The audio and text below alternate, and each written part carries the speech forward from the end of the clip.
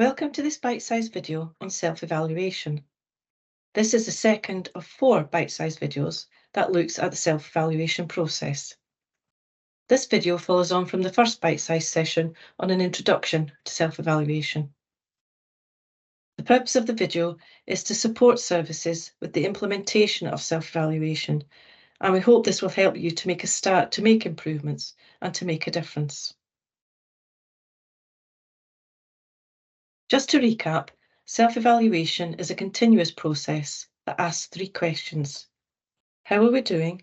How do we know? And what are we going to do now? This video will focus on the first question, how are we doing? Knowing how you are doing is key to finding out what is working well in your service and what needs to improve, and that people using the service are experiencing high quality, compassionate care that meets their rights, needs and choices. Asking the question, how are we doing, will give you a baseline to work from, and you can then decide what your priorities are to make improvement happen. So how are we doing? Ask yourself the following questions. How do you know how well your service is doing? What systems have you got in place to identify how good you are? What's good about your service? What are the areas you want to improve? Answering these questions will help you start your self-evaluation improvement journey. You may already know the answers to some of the questions from some of the information you collect, for example, from your quality assurance systems. We acknowledge that services will be at different stages in their self-evaluation journey. If you haven't started self-evaluation yet, it's a good time to think about where to start. You may already know the areas that are working well in your service and the areas that need some improvement. This might be a good place to start and decide what area you want to focus on. You could start by looking at your last inspection report to see how you could implement improvement to meet any requirements or area for improvement that have been identified. You could use the Care Inspectorate's self-evaluation tools and guidance that are on our website to help you get started. Or you might have devised your own self-evaluation tools, which is great. Our advice is to start small. For example, with a few people who use your service, or with one part of the care home, such as one unit or one area of the dining room. Don't try and take on too much until you are comfortable with the self-evaluation process. Try and start with something small that you think will be achievable. This will give everyone involved the encouragement and motivation to continue with the self-evaluation journey. Using the quality framework. Another place to start is by using the quality framework. This will help you decide what areas you want to evaluate. You could look at any of the key questions in the quality framework to help you decide where to start.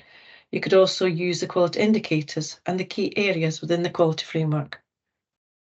To help you evaluate how you are doing, you could use the quality illustrations, the health and social care standards, and best practice documents to help evaluate how good your service is. In this slide, we have highlighted key question 1 that looks at how well do we support people's well-being. You might want to break this down further and use one of the quality indicators, such as people experience compassion, dignity and respect. Or you could start with a key area, such as compassion or dignity and respect for their rights as individuals. So you could decide to start small by focusing on one particular area rather than the whole of key question 1. Getting feedback. The feedback from people involved in your service is crucial to finding out how good your service is, where to improve.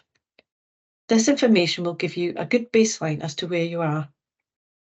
It's important that you include everyone in your service, so you might need to think about ways of how best to communicate with people to get the answers to your questions. For example, using sign and symbols, emojis, or talking mats.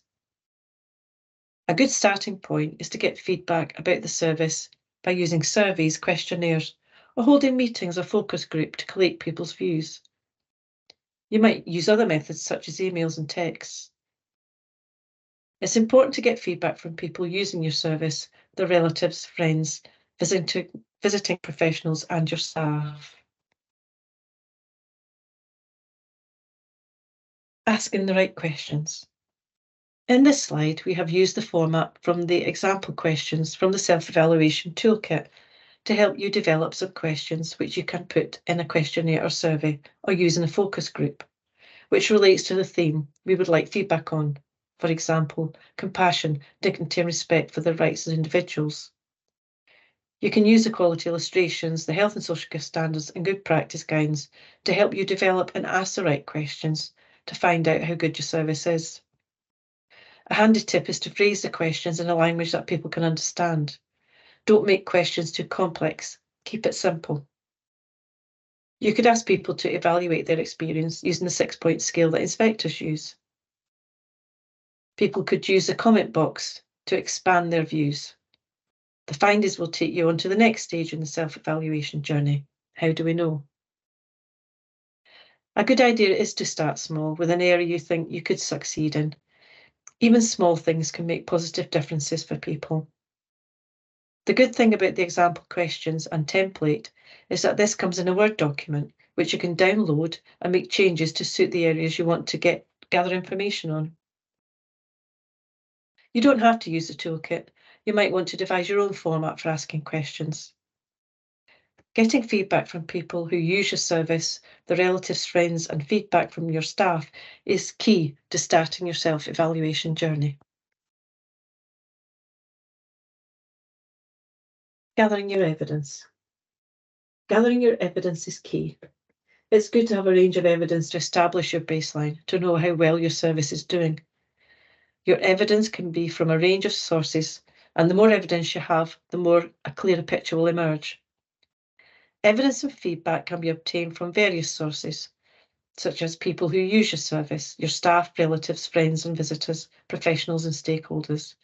You could also include your evidence from observing staff practice, your quality assurance systems such as audits, using the quality illustrations, best practice documents and the health and social care standards will help you benchmark how good you are.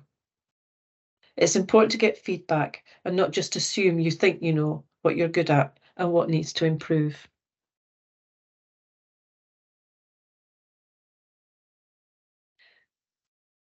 These are some of the relevant documents to support you with self-evaluation. Links to these documents and the videos on self-evaluation can be found on the next slide.